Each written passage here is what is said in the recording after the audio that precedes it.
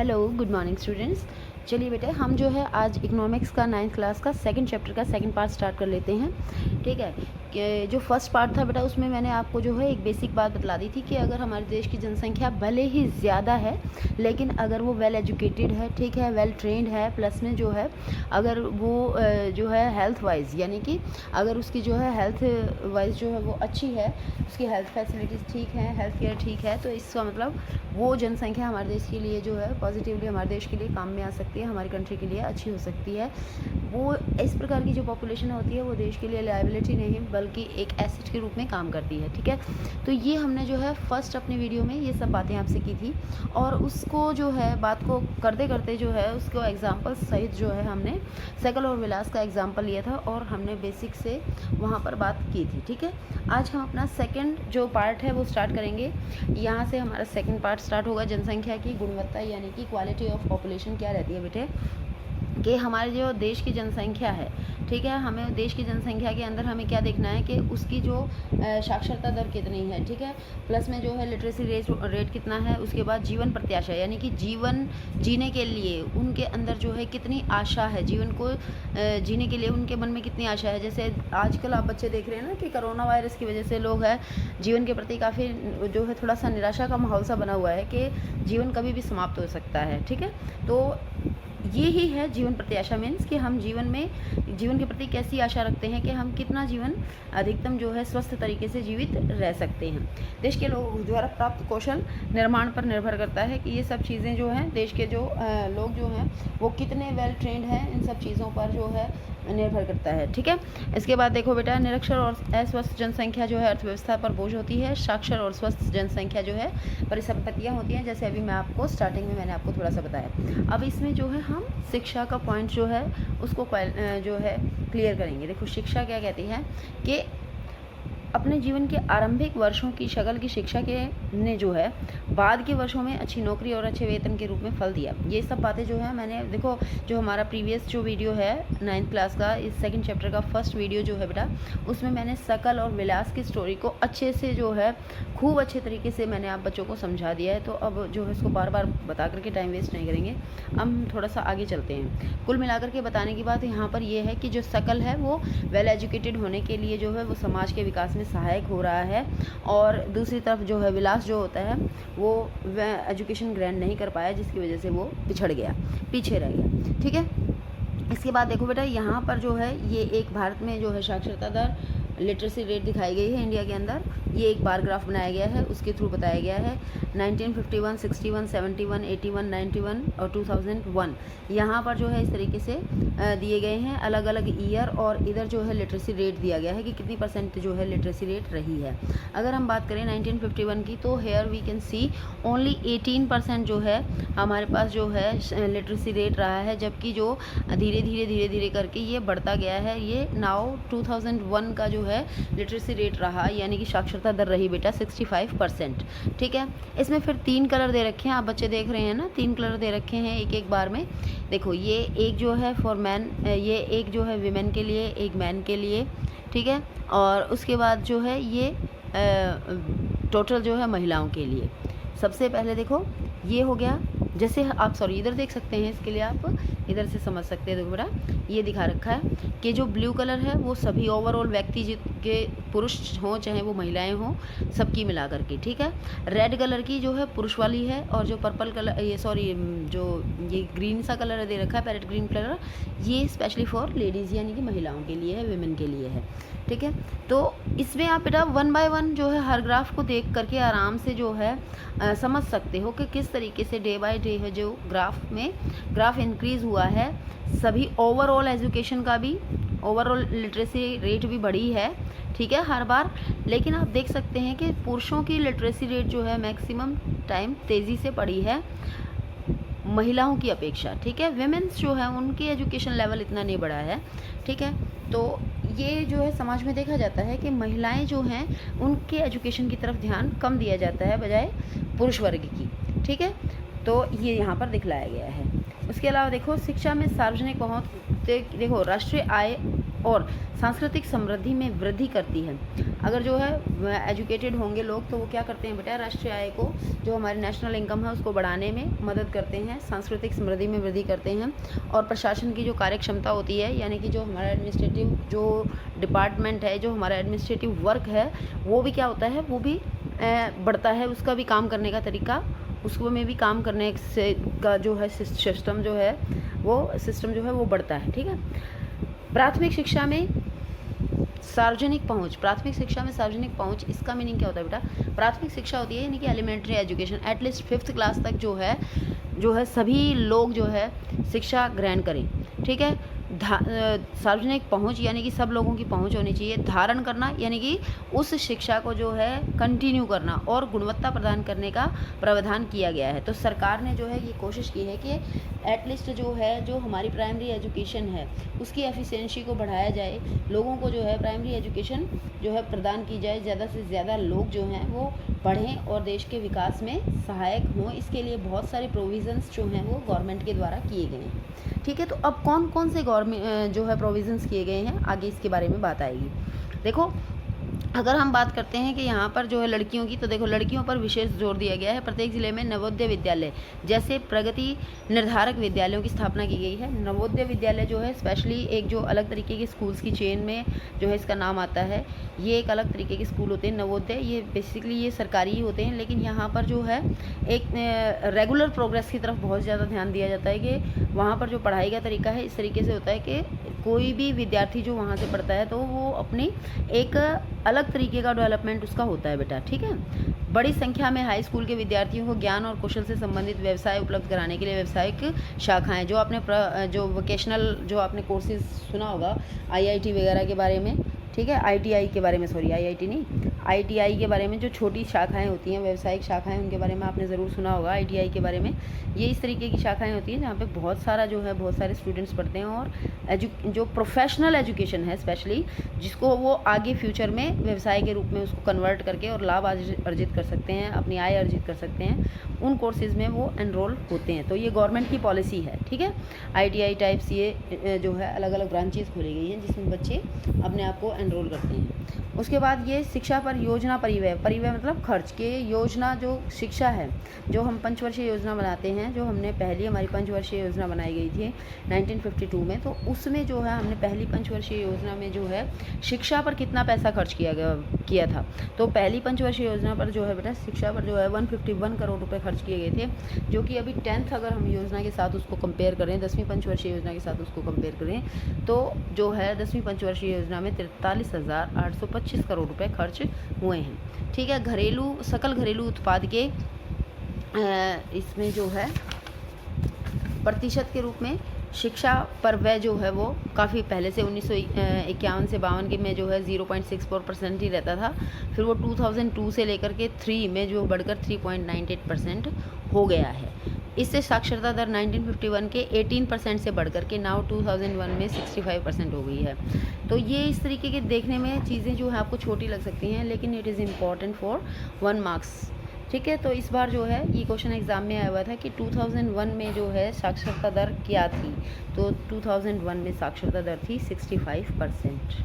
ठीक है। तो लेसन की एक एक लाइन इंपॉर्टेंट है, कहीं से भी क्वेश्चन आ सकता है। साक्षरता प्रत्येक व्यक्ति का न केवल अधिकार होता है, बल्कि यह नागरिकों द्वारा अपने कर्तव्यों का ठीक प्रकार से पालन करने और अपने अधिकारों का ठीक प्रकार से लाभ उठाने के लिए भी अनिवार्य होती है। अगर हम ये बात कहें कि what is the importance of education for all, तो एजुकेशन का इम्पोर्टेंस बहुत ज़्यादा है, क्योंकि एजुकेशन, अगर आपके पास अच्छी एजुकेशन होगी देन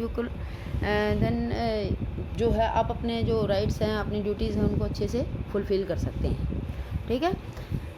और अगर मान लीजिए आप जो है पढ़े लिखे नहीं हैं, इलिटरेट हैं, तो आप इन सब चीज़ों को नहीं समझ पाएंगे। इनफैक्ट अगर हम डेमोक्रेसी को ये कहते हैं कि डेमोक्रेसी को अगर अच्छे से रन करना है, अच्छे से चलाना है, तो उसके लिए हमें शिक्षित होना बहुत ज़्यादा ज़रूरी है।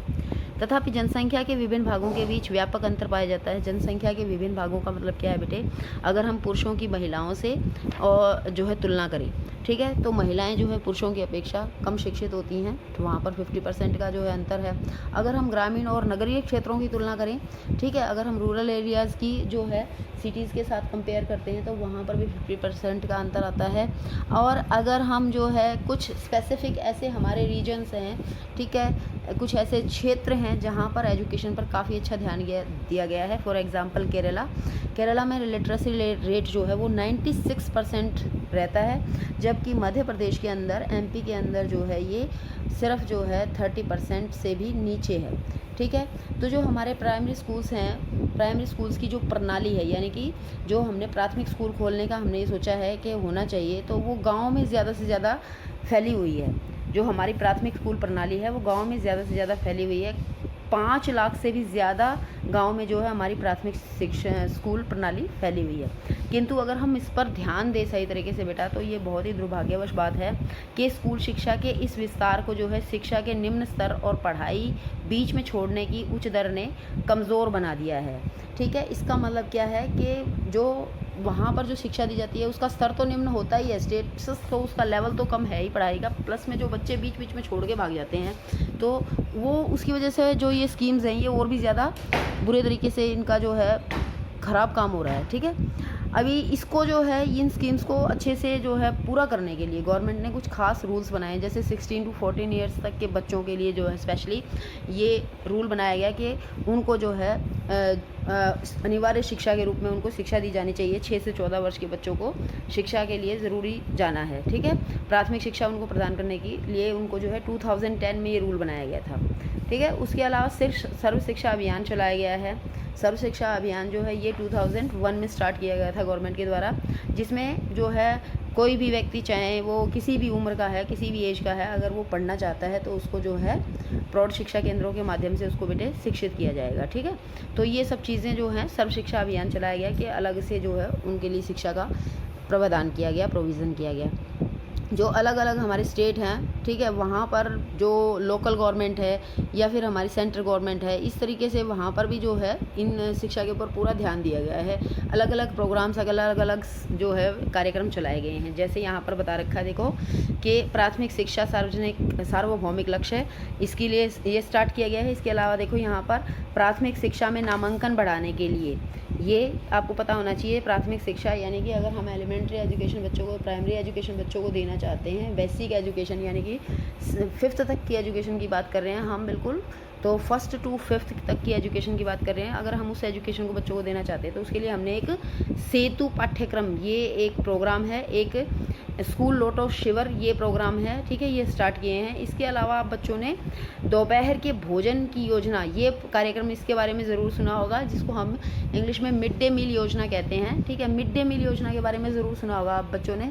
मिड डे मील योजना ने जो है बहुत अच्छे तरीके से जो है बच्चों को, छोटे बच्चों को स्पेशली जो है आकर्षित किया है, ताकि वो शिक्षा की तरफ बढ़ें। और क्योंकि जो पहले बच्चे जो है खाने के लिए इधर उधर काम करने चले जाते थे, तो 6 to 14 ईयर तक के बच्चों को जैसे किसी भी प्रकार के काम में भी नहीं रखा जा सकता है, ये रूल बनाया गया है। और उनको एजुकेशन दिलाना भी कंपलसरी किया गया है, ये भी रूल बनाया गया है। तो इस वजह से जो है थोड़ा सा एजुकेशन का जो दर है वो पहले से इम्प्रूव हुई है। ठीक है, उसके बाद देखो 10वीं योजना में, योजना अवधि के अंत तक जो है उच्च शिक्षा में 18 से 23 वर्ष तक की आयु के नामांकन में लगभग 6% से लेकर के 9% तक की वृद्धि देखी गई है। यह रणनीति पहुंच में वृद्धि, गुणवत्ता, राज्यों के लिए विशेष के पाठ्यक्रम में परिवर्तन को स्वीकारना, व्यवसायीकरण तथा सूचना प्रौद्योगिकी के उपयोग का जाल बिछाने पर केंद्रित हुई है। कि जो हमने ये ऊपर वाले बच्चों की, यानी कि 18 से लेकर के 23 ईयर्स तक के बच्चों की एजुकेशन को हम कैसे बढ़ा पाए हैं, इसको बढ़ा पाए हैं बेटे कि जो अलग अलग स्टेट हैं उनको अधिकार दिया गया है। जैसे शिक्षा क्या है, शिक्षा एक जो है राज्य सूची का विषय है, अर्थात शिक्षा के ऊपर जो है सभी स्टेट इंडिविजुअली निर्णय ले सकते हैं कि भाई उनको अपने स्टेट में एजुकेशन को किस तरीके से वो एजुकेशन के लिए पॉलिसी बनाए, कैसे ज़्यादा से ज़्यादा एजुकेशन जो है लोगों को प्रदान करें। तो ये एक अच्छी बात है। ठीक है, उसके बाद योजना दूरस्थ शिक्षा, यानी कि ये डिस्टेंस एजुकेशन है, औपचारिक, अनौपचारिक, ये सब तरीके हैं जिनके माध्यम से जो है एजुकेशन को बढ़ाने की कोशिश की गई है। इसके बाद देखो ये कि नीचे टेबल दे रखी है बेटा कि अलग अलग ईयर में हम देखें तो कितने कितने स्कूल्स, विद्यालय किस तरीके से रहे हैं।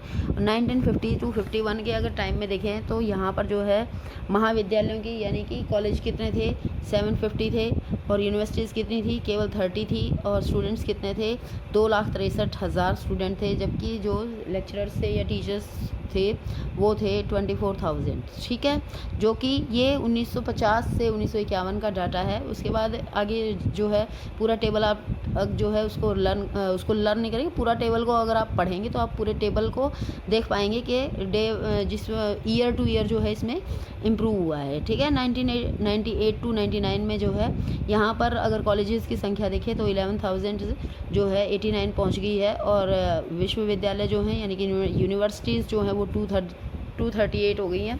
इसी तरीके से स्टूडेंट्स भी बढ़े हैं और टीचर्स भी बढ़े हैं। लेकिन अगर हम आज के साथ कंपेयर करें इस डाटा के साथ तो हम ये पाएंगे बेटा कि आज जो है इसमें जो है ये कॉलेजेस हों, चाहे ये यूनिवर्सिटीज़ हों, चाहे टीचर्स हों, ठीक है, सभी के अंदर जो है और ज़्यादा जो है इनको बढ़ाने की आवश्यकता है, क्योंकि जनसंख्या जो है, पॉपुलेशन जो है वो पहले से काफ़ी बढ़ चुकी है, ठीक है। तो अब नेक्स्ट हमारा टॉपिक है स्वास्थ्य।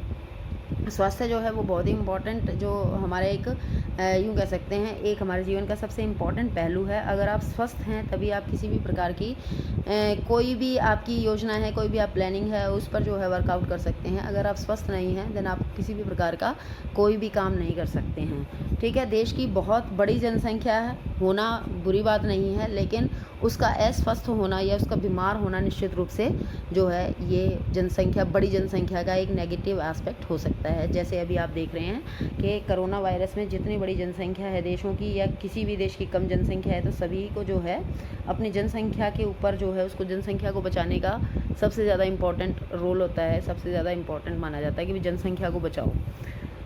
सबसे पहले ये देखो स्वास्थ्य, देखो फर्म का उद्देश्य लाभ को अधिकतम करना होता है। यहाँ पे स्टार्ट कैसे करते हैं बेटा कि अगर मान लीजिए आप कहीं पर भी जॉब के लिए जाते हैं तो due to your bad health, ठीक है, अगर आपकी हेल्थ ठीक नहीं है, ठीक है, आप जो है स्वस्थ नहीं हैं, तो ऐसे में जो है आपको किसी भी फर्म में काम नहीं मिलेगा, क्योंकि फर्म का जो क्या होता है, जो फर्म का जो मोटिव होता है, मेन मोटिव क्या होता है कि वो अपना प्रॉफिट जो है उसको मैक्सिमाइज़ करे, प्रॉफिट ज़्यादा से ज़्यादा कमाए।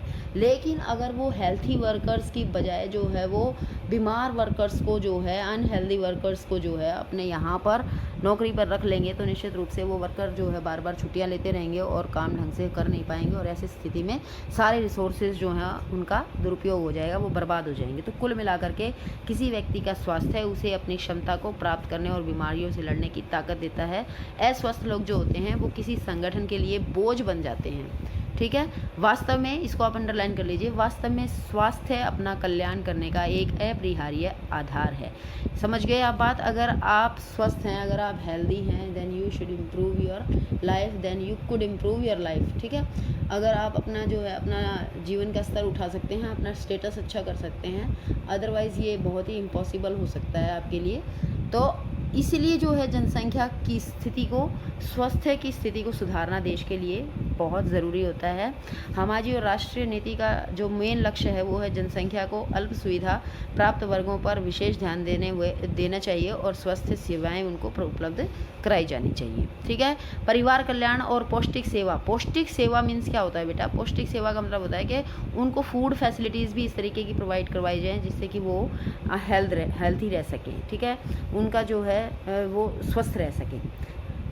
उसके बाद पिछले 5 वर्षों में भारत ने सरकारी और निजी क्षेत्रों में प्राथमिक, द्वितीयक और तृतीयक क्षेत्रों में के लिए जो है अपेक्षित एवं विस्तृत स्वास्थ्य आधारिक संरचना और जनशक्ति का निर्माण किया है, ये बताने की कोशिश की है। उसके बाद ये यहाँ पर जो है एक बॉक्स दे रखा है, इस बॉक्स में बता रखा है कि जीवन प्रत्याशा पहले से बढ़ कर के जो है 2000 में 64 वर्ष तक पहुँच गई है, यानी कि लोगों की अब जो मैक्सिमम एज जो है जीवन जीने की 64 ईयर्स तक पहुँच गया है, ठीक है। 64 ईयर्स की अब जो है हमारे यहाँ पर जीवन प्रत्याशा है। और उसके बाद अगर हम शिशु मृत्यु दर देखें तो वहाँ पर जो है 1951 में क्या होता था, 147 से में जो है से घट करके अभी 2000 में जो है वो 75 पर आ गया है। शिशु मृत्यु दर क्या होता है? शिशु मृत्यु दर का मतलब होता है कि एक वर्ष में जो है जो 1 वर्ष की आयु पूरा करने से पहले ही जो शिशु जिनकी मृत्यु हो जाती है बेटा, ठीक है। जैसे बच्चे का जन्म जो है मान लो 1 जनवरी को एक बच्चा पैदा होता है, 1 जनवरी 2020 को एक बच्चा पैदा होता है, तो वो जो है 1 जनवरी 2021 यानी कि 1 ईयर कंप्लीट करने से पहले ही अगर उसकी मृत्यु हो जाती है तो उसको हम क्या कहते हैं? शिशु मृत्यु दर, ठीक है। तो शिशु मृत्यु दर यानी कि कोई भी बच्चा अगर 1 साल की उम्र पूरा करने से पहले ही अगर उसकी मृत्यु हो जाती है तो उसको हम मृत्यु दर में, शिशु मृत्यु दर में उसको काउंट करते हैं। तो 2000 में जो है ये 75 पर पहुंच गई है, जबकि 1951 में बेटा ये कहाँ तक होती थी, 147 तक होती थी। इसके बाद जन्म दर भी गिरी है। जन्म दर जो है 26.1 और मृत्यु दर जो है 8.7 पर आ गई है। कि जो अगर हम ये देखें कि जनसंख्या के बारे में जन्म दर क्या होता है, जन्म दर का मतलब होता है कि एक विशेष अवधि में अगर हम देखें तो प्रति 1000 व्यक्तियों के पीछे कितने जो है शिशुओं ने जन्म लिया है। इसी प्रकार से मृत्यु में भी यही होता है कि एक विशेष टाइम पीरियड हम लगा लेते हैं और उस समय अवधि में जो है प्रति 1000 व्यक्तियों के पीछे कितने लोगों की मृत्यु हुई है। तो उसके आधार पर हमने ये पता लगाया है कि हमारी जो है जन्म दर जो है वो गिर करके 26.1 और मृत्यु दर जो है वो 8.7 पर आ गई है। ठीक है। जीवन प्रत्याशा में वृद्धि और शिशु देखभाल में सुधार देश के आत्मविश्वास और भावी प्रगति के साथ आंकड़े के लिए उपयोगी होती है। आयु में वृद्धि आत्मविश्वास के साथ जीवन की उत्तम गुणवत्ता का सूचक है। समझिए, अगर जो है हमें ये, अगर हम जो है इस बात के लिए श्योर होते हैं कि भाई हमारे को जो है अभी इतने वर्षों तक जीना है, तो हम सभी कार्यों में इंटरेस्टिंग तरीके से पूरे जो है जोश खरोश के साथ वो सब काम करने की कोशिश करते हैं। लेकिन जैसे अगर हमें ये पता लग जाए कि हम शीघ्र ही मरने वाले हैं, तो ऐसी स्थिति में हम ज़्यादा जो है अपने विकास के कार्यों में ज़्यादा पार्टिसिपेट नहीं करेंगे। तो ये यहाँ पर ये है कि जीवन प्रत्याशा अगर अच्छी है, जैसे हमारे यहाँ पर 64 ईयर्स बता रहे हैं, तो अच्छी जीवन प्रत्याशा है, तो इसलिए जो है यहाँ पर विकास के भी ज़्यादा अवसर उत्पन्न है। इसके अलावा शिशुओं की संक्रमण से रक्षा और माताओं के साथ बच्चों की देखभाल और पोषण सुनिश्चित करने से भी शिशु मृत्यु दर घटती है। तो हमने ये सब काम जो है कर रखे हैं यहाँ पर। ठीक है। जो हमारे यहाँ पर जो है जो मोर्टेलिटी रेट है उसको हमने कंट्रोल किया हुआ है, सारी चीज़ें ठीक कर रखी हैं कुल मिलाकर के। इसके बाद देखो यहाँ पर ये दिखा रखा बेटा, ये एक टेबल बना रखी है, आप अपनी बुक में देख लेंगे इसको अच्छे से। ये टेबल बता रखी है कि किस तरीके से जो है हमारा जो हेल्थ सिस्टम है वो काम करता है। 1951 में कितना था, 81 में कितना हुआ और फिर उसके बाद 2001 में कितना हुआ। ये यहाँ पर अलग अलग जो है वो दिखा रखे हैं, चीज़ें दिखा रखी हैं, जैसे हेल्थ से संबंधित कि यहाँ पर पहले हमारे जो है प्राथमिक केंद्र कितने थे, सामुदायिक केंद्र कितने थे, 725 थे। ठीक है। जो 1981 में ये बढ़ कर के कितने हुए, 57,363 हुए और 2001 में ये बढ़ कर के 1,63,181 हो गए। ठीक है। उसके बाद ये सारी चीज़ें ये बता रखी हैं कि टाइम के साथ सब चीज़ों में सुधार हुआ है। ठीक है। ये सारी चीज़ें बताने की कोशिश की गई है according to this table. Bharat में जो है अनेक ऐसे स्थान हैं जहाँ पर ये मौलिक सुविधाएं भी नहीं हैं। अगर हम बात करें कि भाई ये हम सारे जो टेबल हमने आपको पढ़ के सुनाई, अगर हम सही तरीके से बात करें तो कुछ ऐसे हमारे यहाँ पर स्टेट है पर्टिकुलर जहाँ पर ये सब सुविधाएं भी उपलब्ध नहीं हैं, जैसे कर्नाटका, आंध्र प्रदेश, तमिलनाडु, महाराष्ट्र। यहाँ पर जो है कुल 181 मेडिकल कॉलेजेस हैं, ये अच्छी बात है। लेकिन दूसरी तरफ जो बिहार है, उत्तर प्रदेश है, वहाँ पर जो है वहाँ पे जो हेल्थ फैसिलिटीज़ हैं बेटे वो ज़्यादा अच्छी नहीं है, वहाँ पर मेडिकल कॉलेजेस भी कम है। तो ये सब चीज़ें बताने की कोशिश की गई है। ठीक है। तो हमको जो है अपना हेल्थ सिस्टम इम्प्रूव करना चाहिए ताकि जो है हम ज़्यादा से ज़्यादा जो है डॉक्टरों का, हमको जो है ज़्यादा से ज़्यादा डॉक्टर हमारे पास होने चाहिए, जिससे कि ज़्यादा से ज़्यादा हॉस्पिटल्स होने चाहिए और फैसिलिटीज़ होनी चाहिए ताकि हम अपना हेल्थ केयर सिस्टम अच्छा कर सकें और हमारे देश के लोगों का, जो हमारे देश की जनसंख्या है, उसका अच्छे से ध्यान रख सकें। ठीक है। तो इस टॉपिक में ये यहाँ तक जो है क्लियर हो गया है। इसके लिए एक छोटी सी अलग से वीडियो बना देंगे नेक्स्ट टॉपिक के लिए, क्योंकि अगर मैं इसी में बनाऊँगी तो ये वीडियो फिर मेरे ख्याल से कहीं लंबा ना हो जाए। ठीक है। Okay, thank you all of you, bye bye.